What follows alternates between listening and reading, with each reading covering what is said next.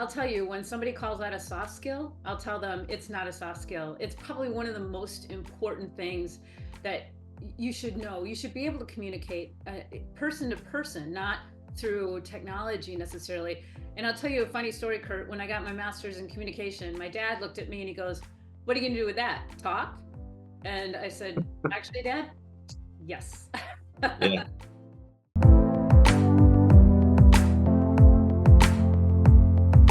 Good afternoon. We are here with Ellen Voie.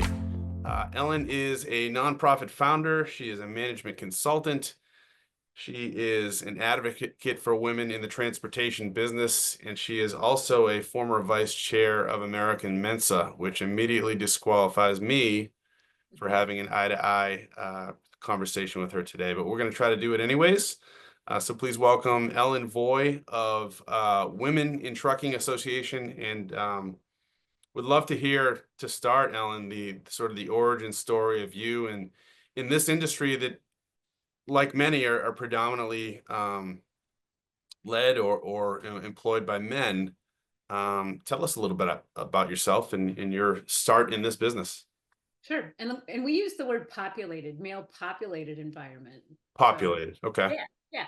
So actually in high school I wanted to go into broadcast journalism, which has nothing to do with trucking. But ended up working at in high school I took shop class. So I ended up working at a steel fabricating plant in the drafting department.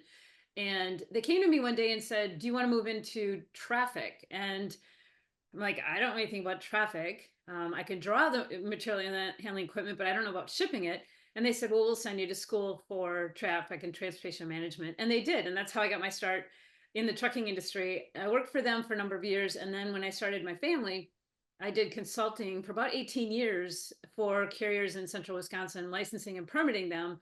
And that's what I did while I was raising my family. Wow, that's fascinating. The So you decided you were in a business already, and then you said, I'm going to put this other career aside, or I'm not really interested in journalism anymore. How did that mindset shift work? You just really enjoyed the transportation industry, and said, "This is it for me." Well, I actually did go to, I had one semester of college for broadcast journalism, and I went and worked at a radio station in Central Ohio. And I realized that disc jockeys don't make any money. I Ah, mean, okay. none. It was a So business decision. it was a business decision. I can make a lot more money in the trucking industry. So that's how I ended up staying in the trucking industry. But ironically, about 8 years ago, I started my own show on SiriusXM, the Women in Trucking show. So I still get to do, even though I'm in trucking, I still get to do the radio broadcasting. That's fantastic. So you got the best of both worlds, and you went to school for this, you went to school for that. You're living out both careers at the same time. Yeah, it's Uh, kind of interesting, isn't it? And actually, I got my bachelor's and my master's in communication, so it kind of supported the broadcast journalism part of it. Great. How important is communication in the transportation industry? I'll tell you, when somebody calls that a soft skill, I'll tell them it's not a soft skill. It's probably one of the most important things that you should know. You should be able to communicate person to person, not through technology necessarily. And I'll tell you a funny story, Kurt. When I got my master's in communication, my dad looked at me and he goes, "What are you going to do with that? Talk?" And I said, "Actually, Dad, yes." Yeah. Yeah. But I mean, think about running an association. What are you doing? I'm getting up, giving presentations and the radio show. And so communication to me is almost like psychology. It's Mhm. picking up on cues and understanding the other person's perspective and things like that. So I think communication is extremely important. I noticed on your profile, we don't know each other very well. We've had a couple of conversations now, but just you're one of these folks, it seems, that likes to understand and know the folks that they are working with or consulting for, or giving advice to. And you believe heavily in adult education. It looks like you got your CDL license about 30 years after you graduated from college, in transportation and trucking. Tell me about that.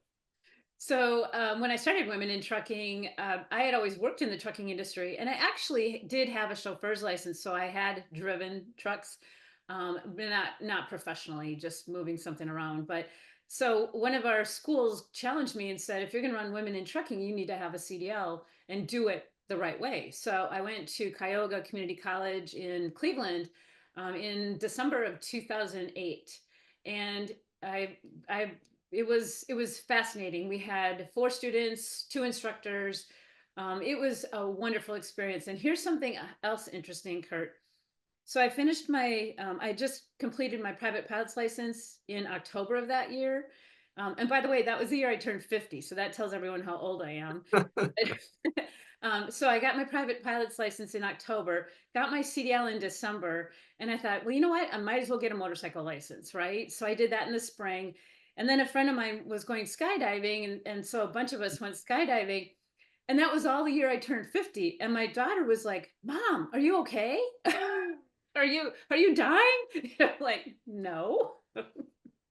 There's so many different ways, directions this conversation could go from here. My goodness, skydiving, CDL, vice chairman of Mensa. Let's actually go there for now. Okay. I don't know if you're still involved in the organization. Um, like I said, you're very serious about adult education, and I would imagine that's one of the reasons why you get involved with Mensa. But tell me about that and how that has played into your career and what you do now. Well, I actually joined Mensa back in the 80s. And I'm one of those that you see a test in Reader's Digest, it's like, oh, I can do this. Those are easy. And so I thought, well, let's take the test. And so I went and took the Mensa test. And surprising enough, they sent me a letter saying that I qualified. So Wow. I was more active years ago. I'm not as active now, but we call it the LOCSEC. Now, Mensa was based in Europe. So secretary is the highest position in the state, local secretary, they called it. So I was head of Mensa of Wisconsin. And then the Region 4 chair, vice chair, was leaving, and he said, Ellen, you should take my place. And so I ran for it, and it's a competition, and got it.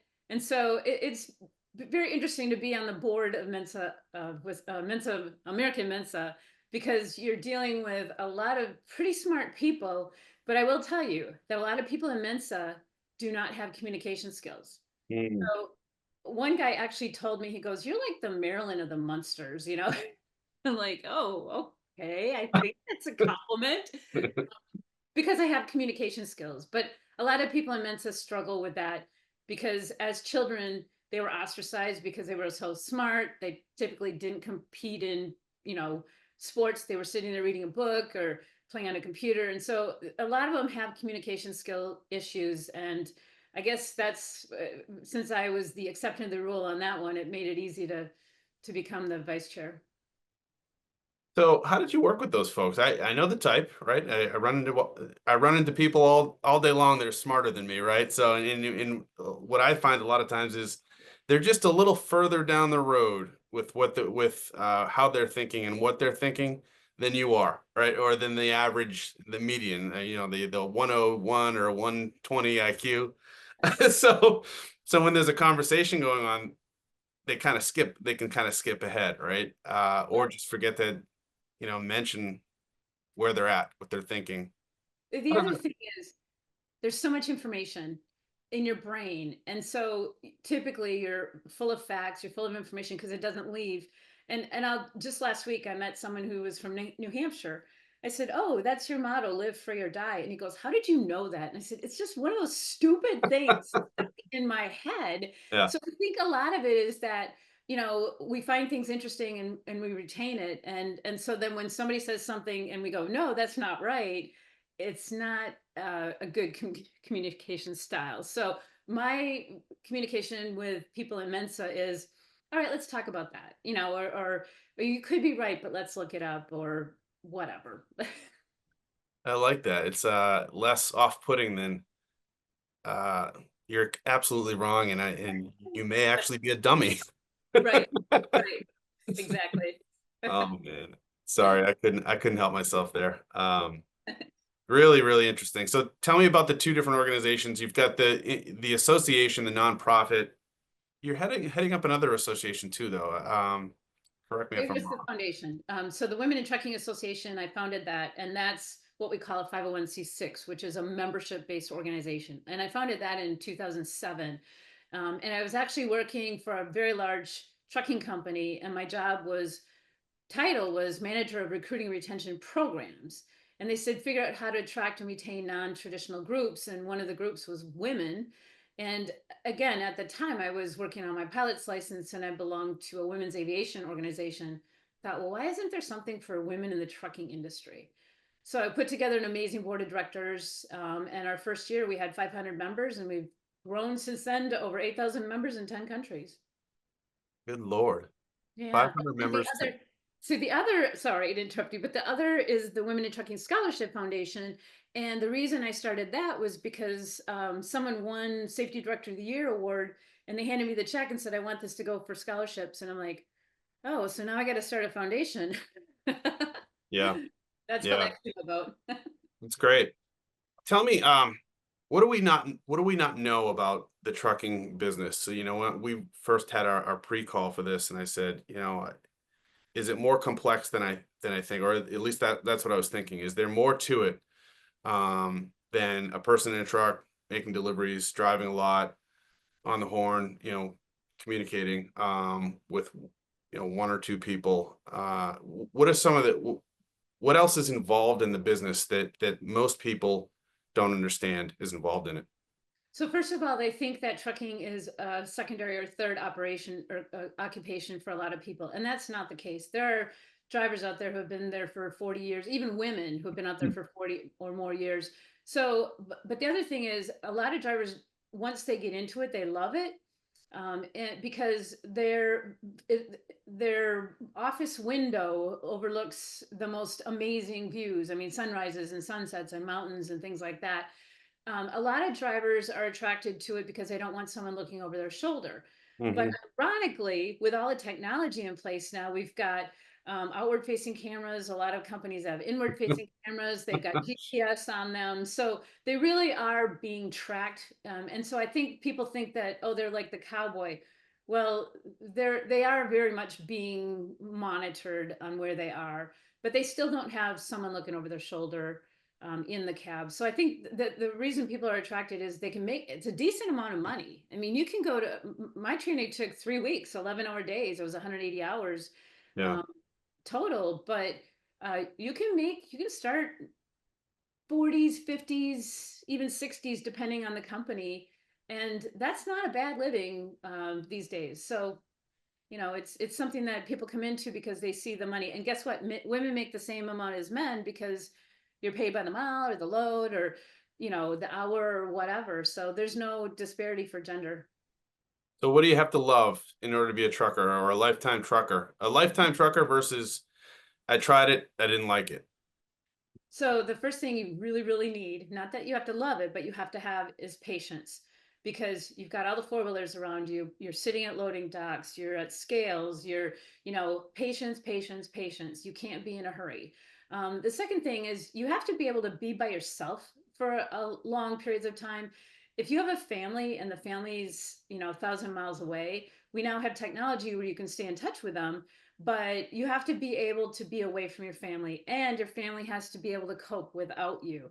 And that's the biggest reason for turnover for men in the industry is family time. Their families can't handle them being away from home. So you really have to know what you're getting into.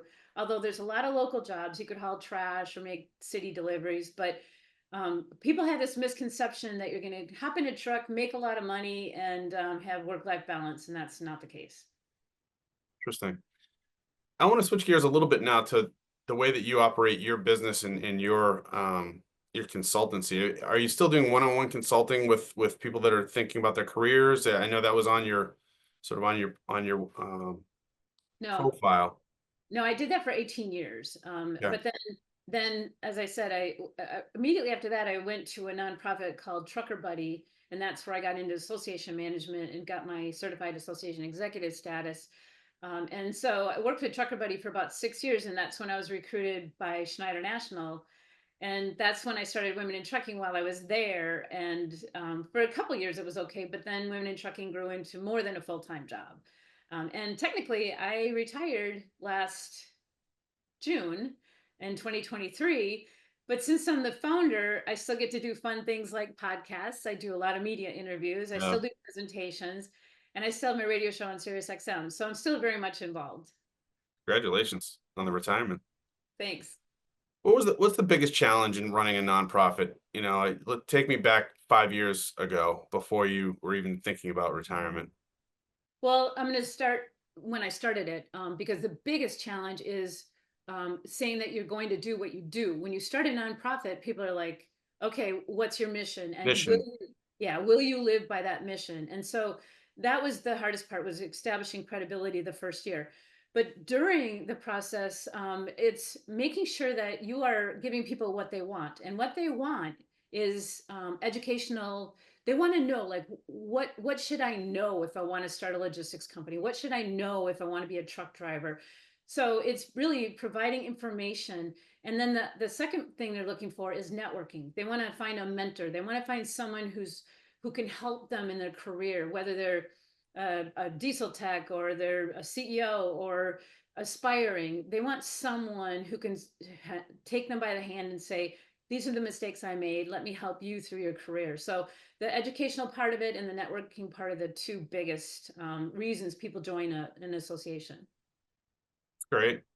And who's sort of taking over the reins when you completely step away from this? I know you've retired, but it sounds like you're still kind of involved. Is there a succession plan, or is there a team? Really interested in the whole team aspect of running a business, and how you find good people to carry out the mission. So Women in Trucking, as a 501c6, is run by a board of directors. So even though I was the founder and the CEO, I'll always be the founder. But even though I was the CEO, the board of directors were supposed to be the visionaries. They were supposed to be the industry representatives, so that they would guide the association into where we needed to be. And so we actually did have a great succession plan in place that started about 5 years ago. And they set up the qualifications, and they hired Jennifer Hedrick in January of 2023, and I stayed on until June. So I worked with her for 6 months, and she is now the association executive. But what they were looking for, because the association had grown so much, is someone who was a certified association executive. She doesn't have a background in trucking at all, but she can, like, I was the entrepreneur. I was the person who chased shiny objects. So, Yep. uh, so when the board would say, "Well, Alan, we need to do a budget," I'm like, ugh, and key performance indicators and things like that, and I'm like, "Oh no,"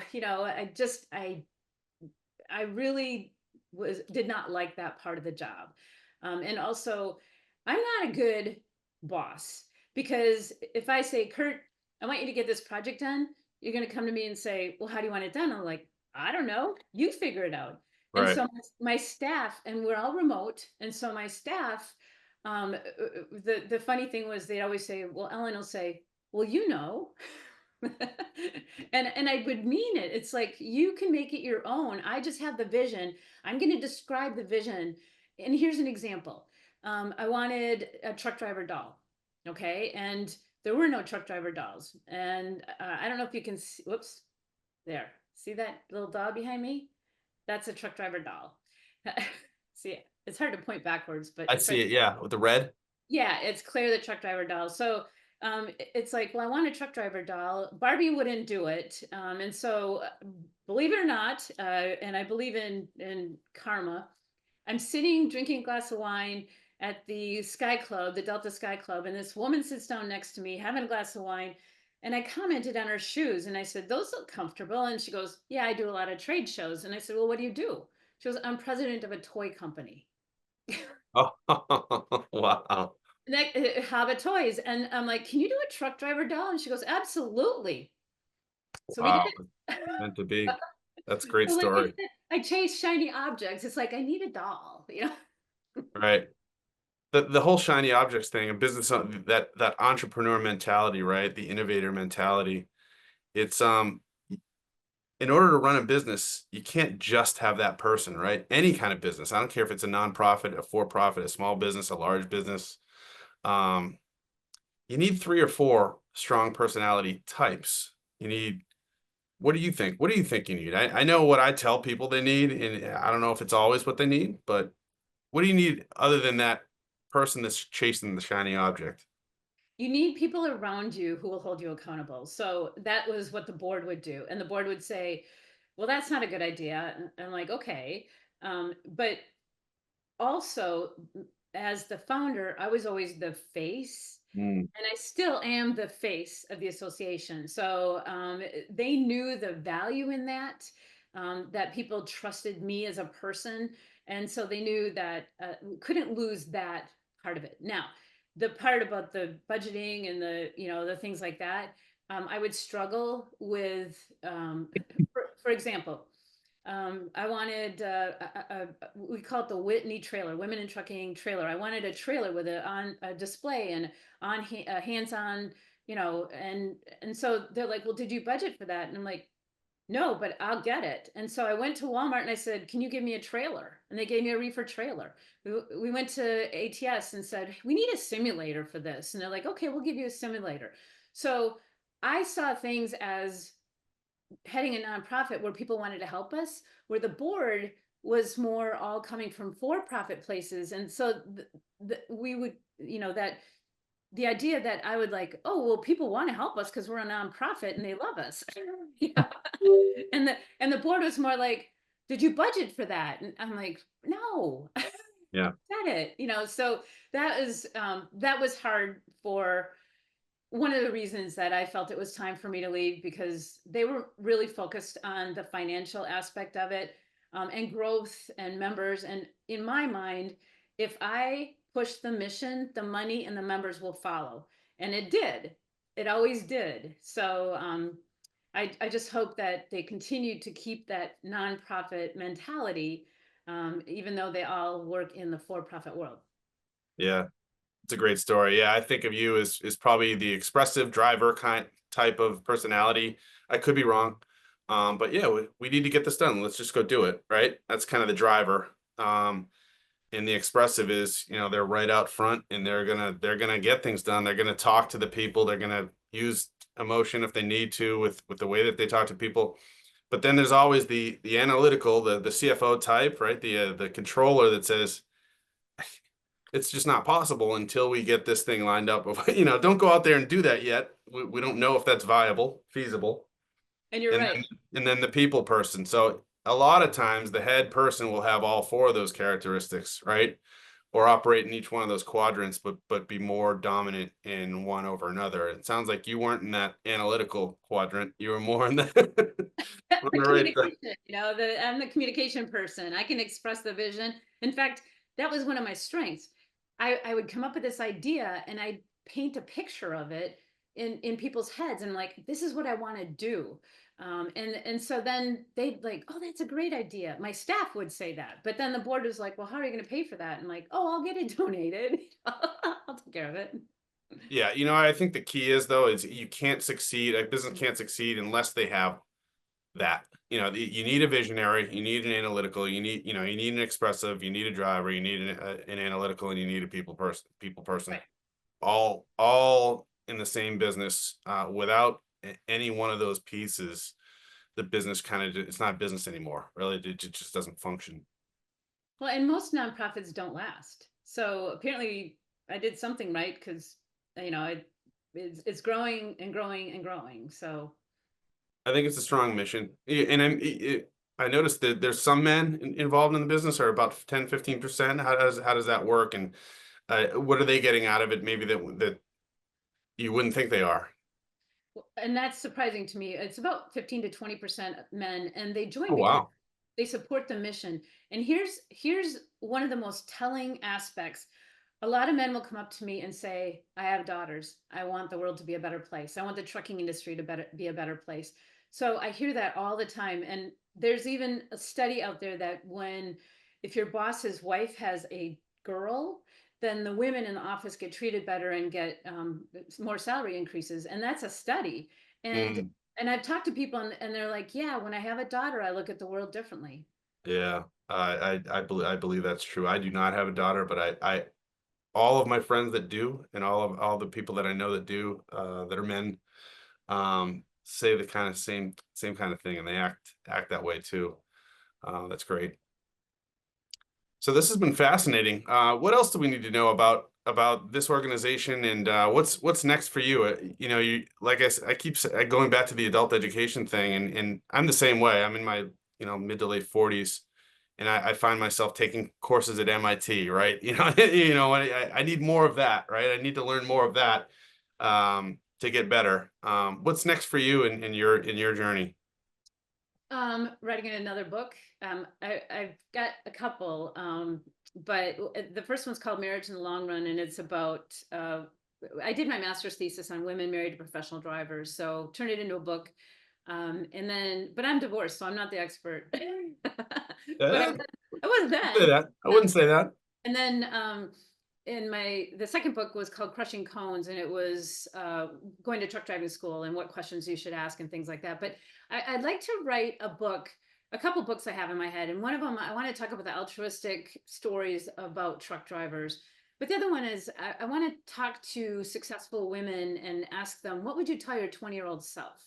What can we learn from you? So it's been interesting because I wanted to write, and then I thought, oh, I don't know, do I want to go through all that? I'm supposedly retired, but I think I will. So you kind of energized me, Kurt, because I think it's time.